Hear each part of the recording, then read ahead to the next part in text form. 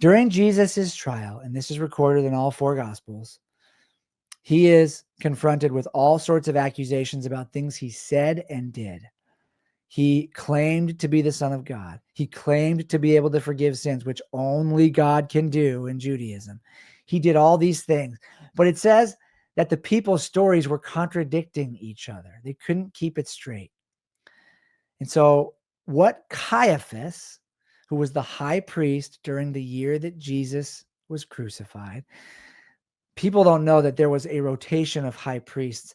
The high priesthood had been co-opted by this corrupt political family during the reign of Herod that was led by a man named Annas, who had been the high priest many, many, many years. Caiaphas was his son-in-law. Annas was sort of like the high priest emeritus. Caiaphas was his son-in-law, who was the high priest during the year that Jesus was crucified.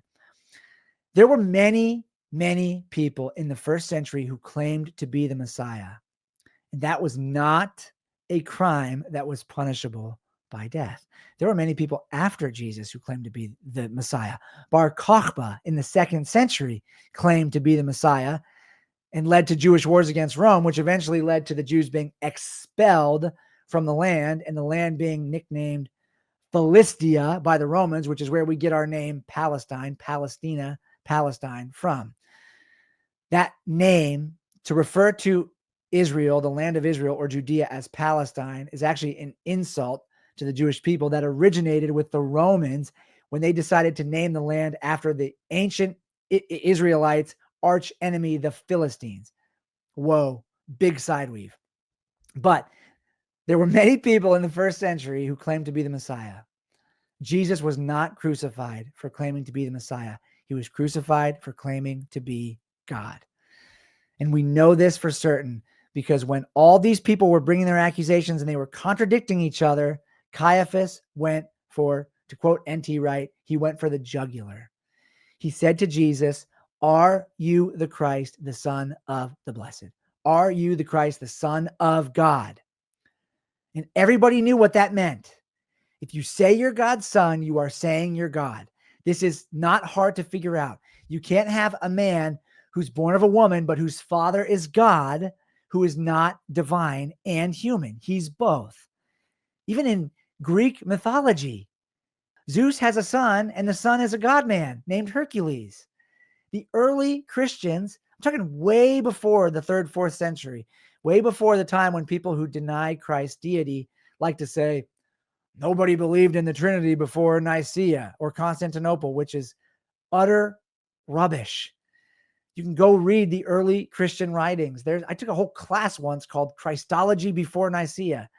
Ignatius refers to Jesus as the God-man all through his writings in the early 2nd century.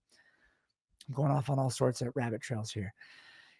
Everybody who was listening at Jesus' trial knew what it meant when Caiaphas said, "Are you the Christ, the Son of the Blessed?"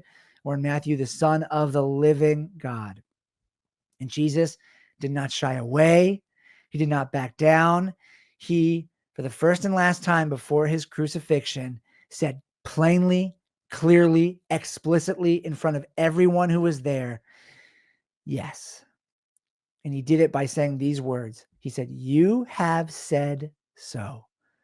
And truly I say to you, from now on, you will see the Son of Man coming with the clouds of heaven." He quotes Daniel chapter 7, which is a passage about the Son of Man who has divine characteristics in this passage, coming to the Ancient of Days and taking his seat at his right hand. It was a passage that was very, very popular and very talked about in the first century because they couldn't figure out what to do with it. Who is this Son of Man, divine character who's coming with the clouds to the Ancient of Days, but taking his seat at his right hand? Who could possibly take a seat at the right hand of Yahweh? Jesus said, "I can, because I'm his son. I'm his eternal son. I'm him in the flesh."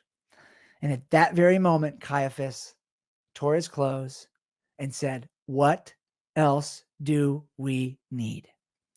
He just admitted. He just blasphemed. He just claimed to be God.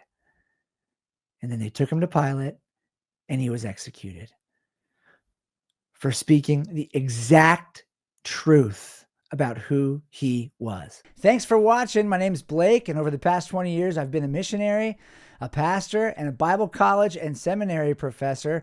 During that entire time, I've been teaching the Bible. And if you want more Bible content to come your way, don't forget to hit the subscribe button and like this video. And also, check out this video right here.